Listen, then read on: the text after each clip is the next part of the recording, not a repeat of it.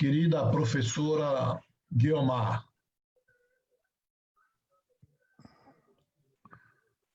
Pronto, estou aqui presente, deputado Marcelino Galo, sempre presente nesse seu chamado, né?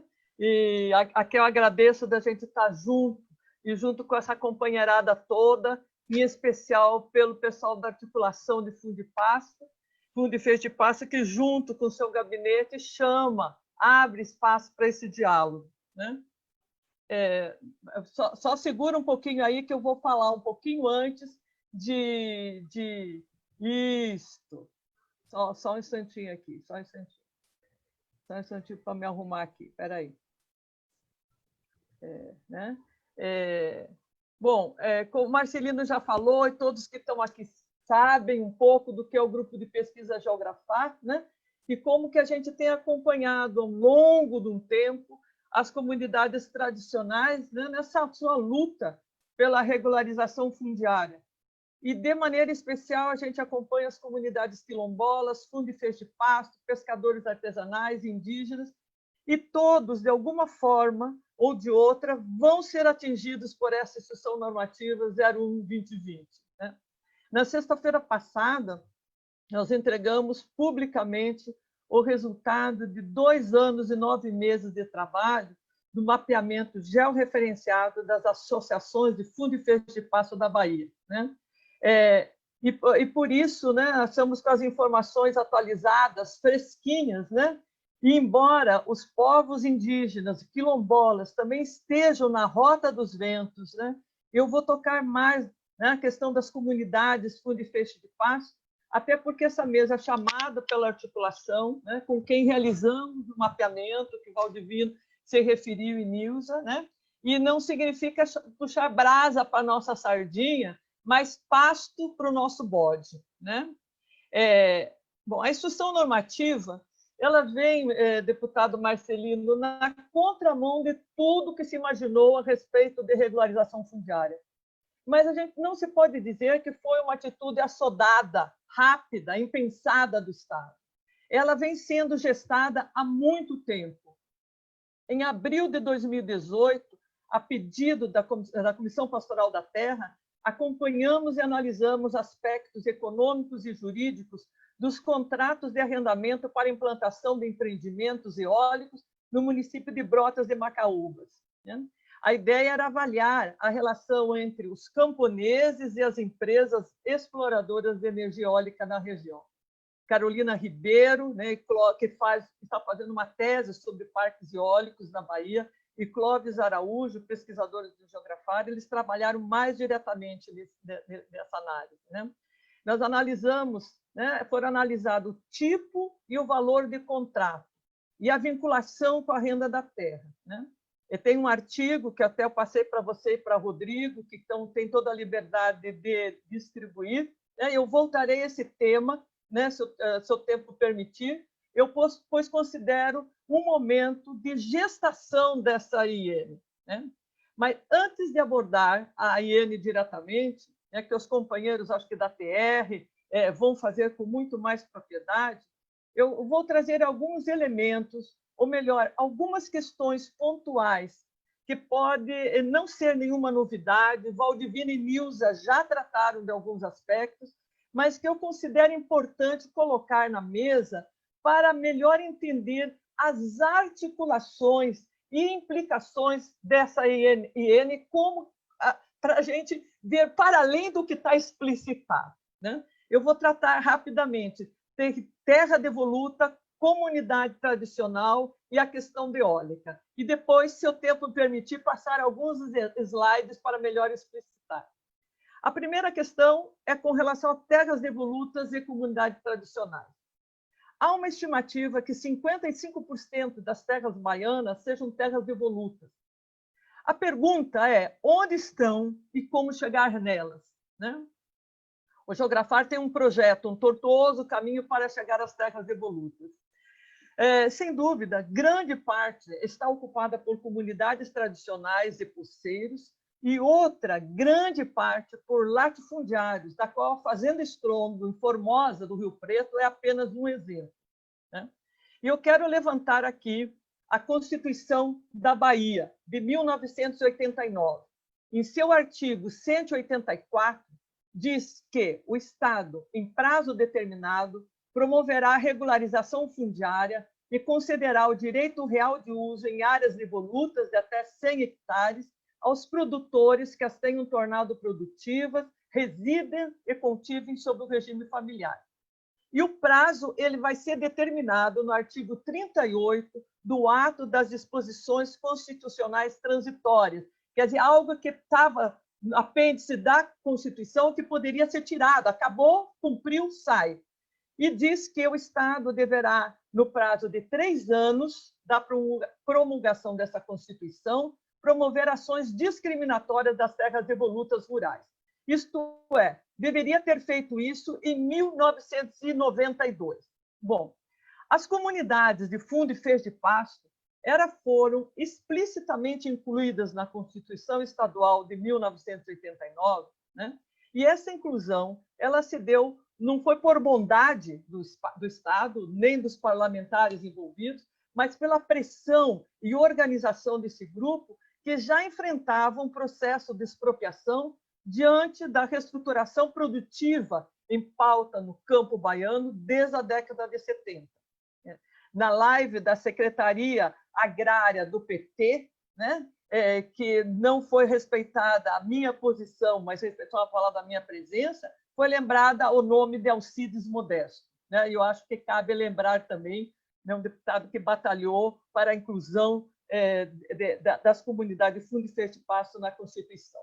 Bom, a partir daí, o Estado reconhece legalmente a existência das comunidades de fundo e fez de pasto enquanto sujeitos de direito e, através da própria regulamentação do artigo 172, né, ele vai dizer como que considera a utilização dessas terras, a concessão do direito, e não como propriedade plena, mas direito real de concessão de uso. Né? Pedro Diamantino, em sua dissertação de mestrado, ele vasculha as atas, né, da discussão, onde fica muito claro a posição dos grupos hegemônicos de não conceder o direito pleno de propriedade a esse grupo, aos fundifeiros de pasto. Né? Não tenho conhecimento de que a Constituição Estadual tenha sido obedecida. O que sim tive conhecimento e acompanhei foi toda a discussão para aprovar, em 2013, a Lei 12.910, que dispõe também sobre a regularização de terras públicas estaduais, rurais e devolutas, ocupadas pelas comunidades remanescentes de quilombos e por fundo e feixe de pasto, e dá outras providências. Desta lei, eu quero pontuar... Quantos minutos tem, pelo amor de Deus, aí? Pontuar 3 questões. Essa lei trata, conjuntamente, as comunidades quilombolas e as fundos feitos de pasto, embora a regularização de cada uma seja de diferentes títulos jurídicos. As comunidades quilombolas seguem o marco legal nacional, é dado título de domínio coletivo pró-indiviso expedido em nome da associação, e as comunidades de fundo e feixe de pasto, né? As áreas de uso tem áreas individuais e as áreas de uso comum, com a concessão de direito real de uso, como recomenda a Constituição. Temos uma longa discussão sobre o que isso significa, essa fragmentação do território, mas não cabe aqui. O que cabe dizer que, passado um longo tempo, 24 anos, entre a Constituição baiana e a Lei 12.910, muito já se conhece sobre comunidades tradicionais, para entender que estas são constituídas sobre uma base física, onde projetam trabalho, conhecimento e vida, e dão significado à categoria território, e não só propriedade. Perdeu-se uma oportunidade de alterar e avançar na legislação. E a gente acompanhou todo o esforço de Marcelino nesse sentido. Né?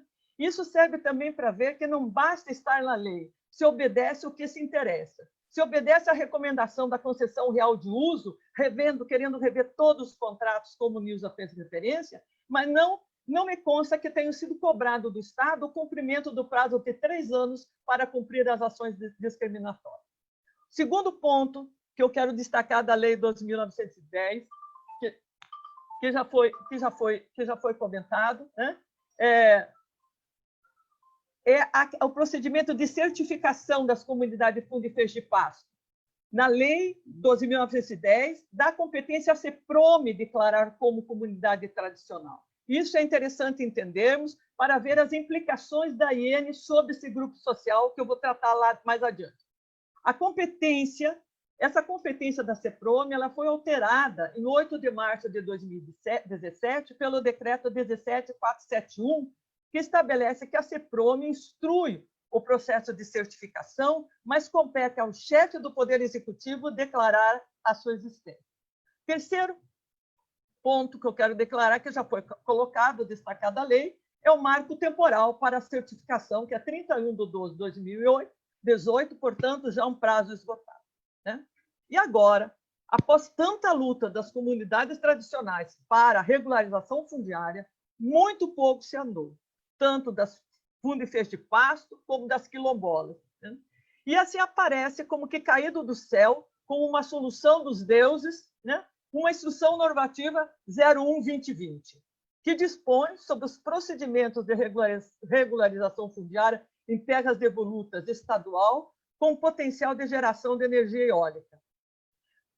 Para ter acesso aos ventos, precisam ter uma base para os seus cataventos. Né? Até parece um ganho para as comunidades terem suas terras regularizadas, um sonho tão antigo, e já terem um contrato com alguém que tem interesse nessa terra e até vai pagar por isso. Daí, dito isso, eu volto ao que eu anunciei sobre a gestação da IN 01/2020, ao processo de construção que põe a nu a intencionalidade e explicita o interesse que é priorizado. Em abril de 2018, como eu já coloquei, acompanhamos, né, os processos de implantação de empreendimentos eólicos no município de Brotas de Macaúbas, terra da Nilce, né? E analisamos o tipo de valor de contrato, a vinculação com a renda da terra. O município de Brotas de Macaúba, o município de Nilce, foi o primeiro na Bahia a implantar parques eólicos. O que vimos foi o esforço da empresa em proceder à regularização fundiária das áreas para viabilizar a implantação dos parques eólicos. Nesse desespero, ela recomendava a regularização de uso capião. Acontece, né, que não existe uso capião para terras públicas. Né? E se tratando de comunidades tradicionais, os procedimentos legais são outros. Né? O contrato da empresa com a associação foi feito de forma condicional à regularização da terra. Né? E isso foi trazido daí para o Estado. Tem-se na Bahia 138 parques eólicos com operação e 101 empreendimentos em construção ou com construção não iniciada. Isso em 23 municípios. Esses são dados de 2018. Né? A implantação de parque eólico tanto envolve áreas individuais como áreas de uso comum. Não estudamos todos os casos, mas o que vimos, o que a equipe do Geografar pôde ver, encontramos 3 situações, onde as empresas chegam e não encontram resistência das comunidades, né? Tentam burlar a legislação e a regularizam como uso capião, como é um caso de Gentil do Ouro. Segundo caso, chegam e encontram uma certa resistência, mas aceitam fazer o contrato diante a possibilidade de receber um pagamento. Né? E um terceiro caso, onde as comunidades se autodefinem como comunidade tradicional, não aceitam assinar o contrato e a empresa vai procurar o Estado para ver como regularizar isso. E o Estado rapidamente busca chegar a um bom termo e ao problema e começa a elaborar isso lá ainda em abril de 2018, um manual de regularização fundiária com a denominação de, abre aspas, modelagem de regularização fundiária de terras públicas, rurais e devolutas, que integra os corredores de venda da Bahia.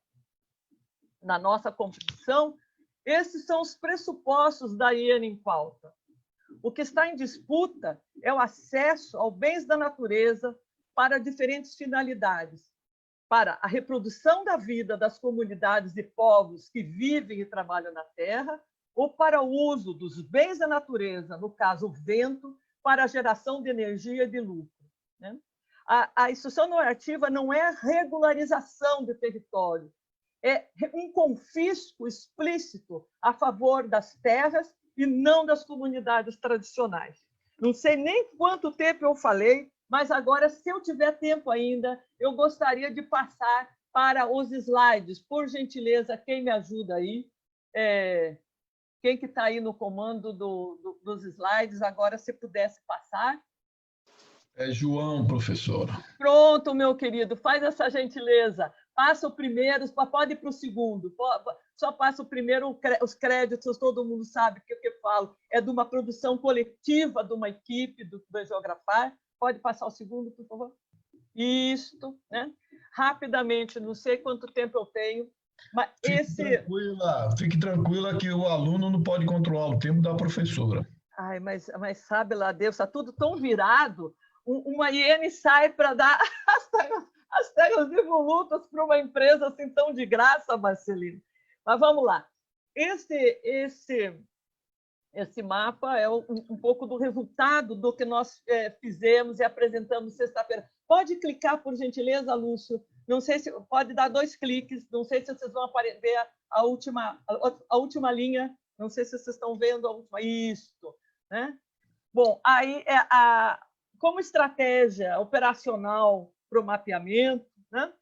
Nós dividimos 56 municípios em 7 regionais. Toda essa logística foi feita muito junto com a articulação, com os parceiros todos de campo, a quem, mais uma vez, a gente agradece ter chegado a esse resultado, na expectativa que ele contribua para dar visibilidade à existência e luta desses povos, né? Mas a gente parte da base da CDA, que tem 600 processos de associações. Vamos incluir mais 75 associações de comunidade de fundo e feixe de pasto. Vamos ter, então, um total de 675. Nesse processo foram excluídas 41 e 49, e ficamos com 585 associações de comunidades de fundo e feixe de pasto, onde se tem georreferenciado um ponto. Um ponto, Marcelino. O que a gente fez também com as comunidades quilombolas, um ponto. Quando a demanda, o sonho, a expectativa, que a gente delimite um polígono. Outra coisa que é importante dizer, que esses 585 comunidades, associações espacializadas, não representam a totalidade das comunidades tradicionais de fundo de pasto. Não estão aí incluídas as encontradas da buscativa e não estão incluídas as outras tantas que não passaram por esse processo de precisar se identificar como tal. A gente entende que a comunidade tradicional e a sua identidade ela é forjada na luta, é uma identidade política, que ela só se manifesta quando ela vê em risco as suas condições de vida. Pode passar, por gentileza, Lúcio? Alô? Isso.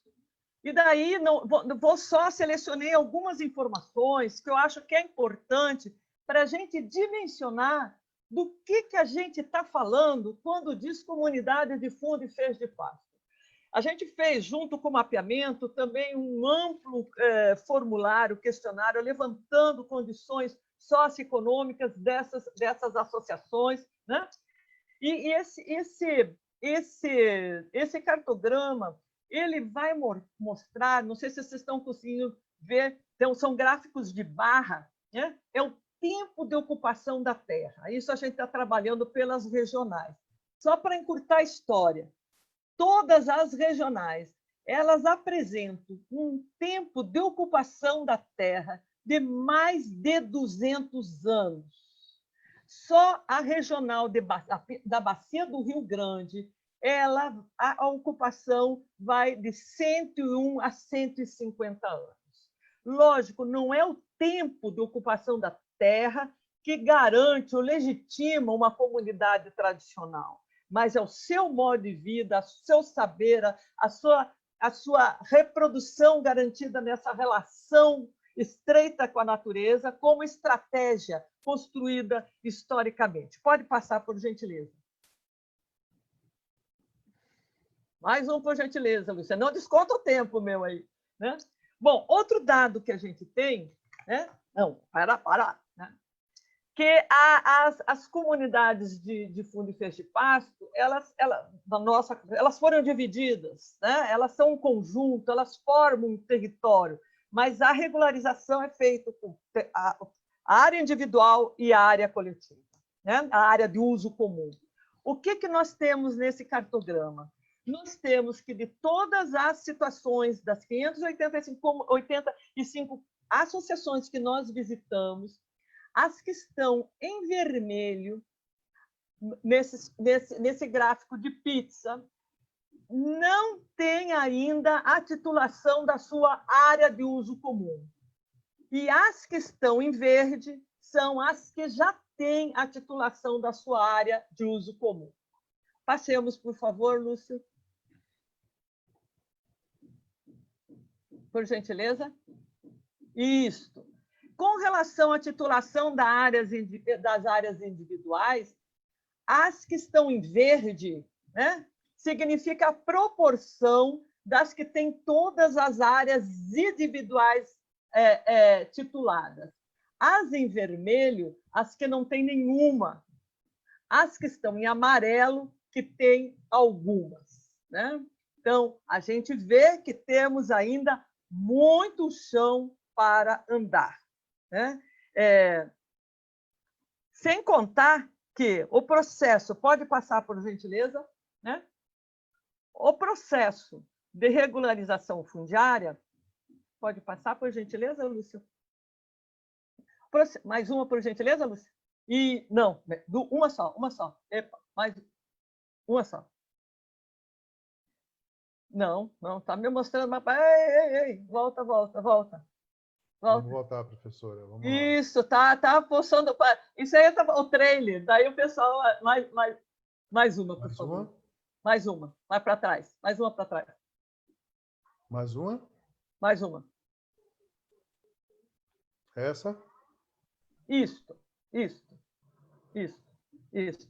Bom, já foi falado, né, mas é bom repetir, que as comunidades de fundo de peixe pasto, eles têm de enfrentar, por conta da Lei 12.910, dois processos administrativos diferentes. Um é a sua certificação como comunidade, a autoidentificação como comunidade tradicional, que tem de ser regulamentada, como eu já falei, e a outro, o processo de regularização fundiária, um é feito na CEPROME, e o processo de regularização fundiária, que é feito na CDA, sobre a forma jurídica de associação. E o Valdivino citou essa informação, vou passar só rapidamente para a gente ver, a gente tem isso detalhado, associação por associação. Alô?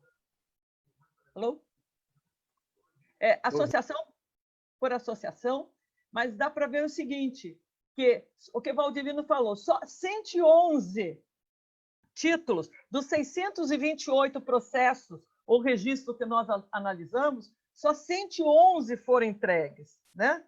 Então, outros em outra situação, requerimento a cadastrar, 134, certidão de área, 70, são diferentes fases. Está cortando um pouco as vozes. Está o quê? Está picado. Desculpe. Está meio cortada a sua voz. Baixa para desligar o vídeo. Eu vou desligar meu vídeo. Então, não precisa, professora. Para mim só?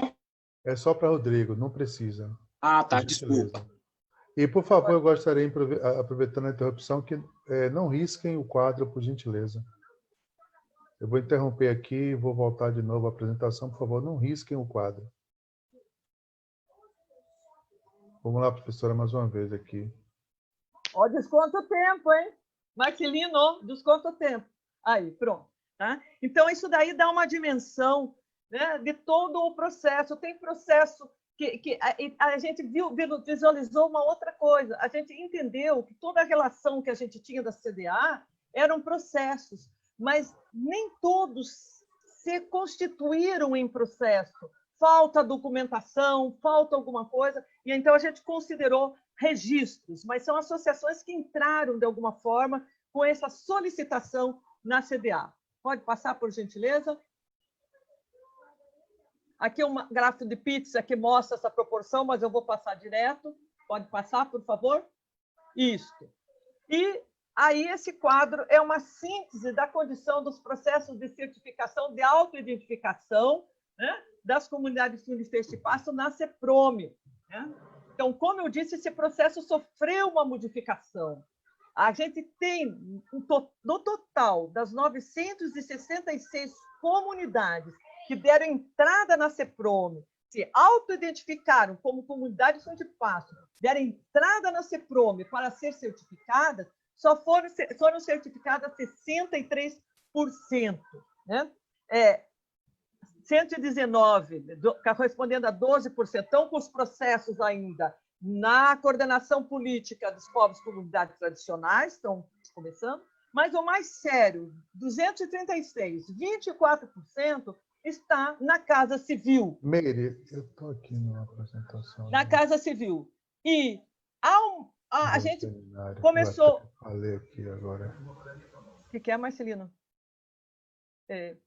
A gente, quando começou isso, a gente não tem hoje essa posição, mas quando a gente começou a ver, há uma coincidência muito grande entre os processos de certificação que estão parados na Casa Civil e o interesse dessas terras para mineração e eólica e energia solar.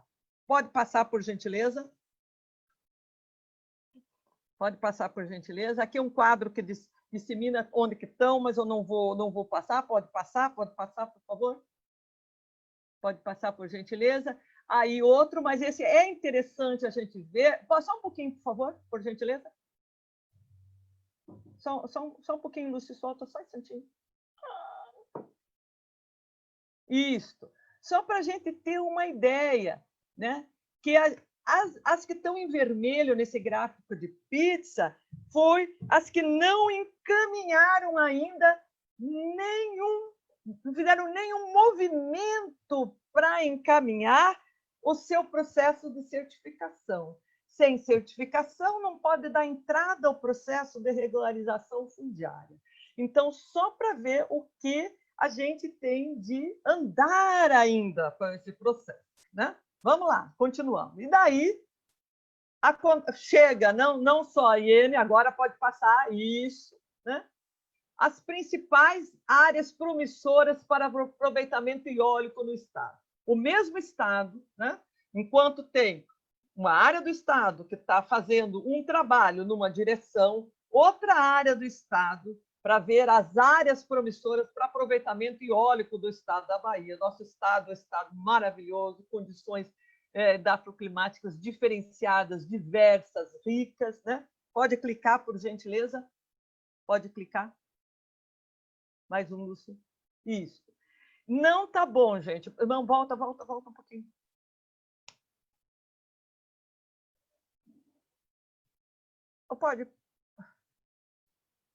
Pode voltar? Isso. Não ficou boa, não deu tempo, Marcelino, desculpe. Mas a gente jogou em cima dessas principais áreas promissoras para aproveitamento eólico no estado da Bahia, o que a gente tinha pontuado no mapeamento. Né? Pode passar, por favor? Pode passar, Lúcio. Mais uma. Mais uma.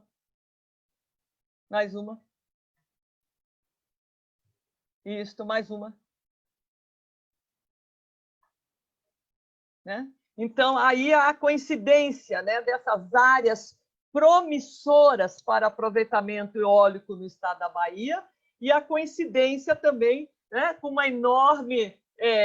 cada área dessa, né, vai ser uma serra, tem o nome de uma serra, que é onde vai ideal para ser colocado, né, os cataventos, né,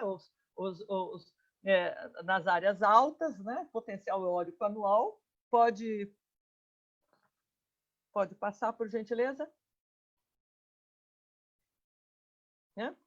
Bom, e aí é um esforço para a gente tentar casar essa área promissora para aproveitamento eólico, né, de eólica, com as áreas de fundo e feixe de pasto, que ainda clamam, né, há quanto tempo por uma regularização. Né? Pode passar, por gentileza?